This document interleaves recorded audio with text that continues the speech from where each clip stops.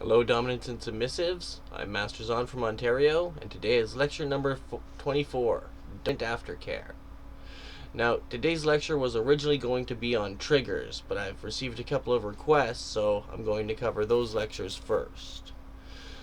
Now, I've touched on this topic before in lecture number 3, Aftercare, and in lecture number 21, Abusive Submissives, as well as scattered throughout some of the other lectures. But when people think of aftercare in the lifestyle, they tend to think of submissive and the physical side of aftercare. Sadly, the mental side of aftercare is all too often overlooked. Yes, for submissives, but even more so for doms.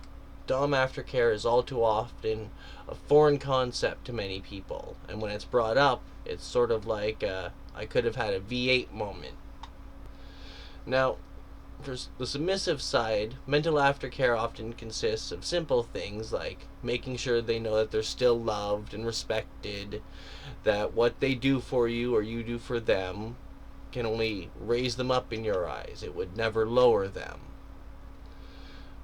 But when I bring up dominant aftercare, people often ask, when would a dominant need aftercare, or why? How would you go about giving a dominant aftercare? And what can you do to minimize the amount of aftercare a dominant could need? Now, as an example, because everyone is different as the amount of aftercare or when it would be needed, let's say you have a particularly hard scene with lots of physical play. There's marks left behind. Maybe the submissive started to cry some point during the scene. There's lots of verbal or physical humiliation and degradation, or if the sub pushes themselves to their limit and maybe a bit farther to try to please their dom. All of these things can start to wear on a dominant's mind over time. They can start to feel like an abuser, even though everything's completely consensual. And they can wonder if they're pushing someone too hard, too far, or too fast, and taking advantage of their willingness to try to please them. They can start feeling like a massive dick or cunt, even though there's absolutely no need to. Now, for simple immediate dominant aftercare, after they tend to the submissive and their needs after a scene, tell them just how much that you love them.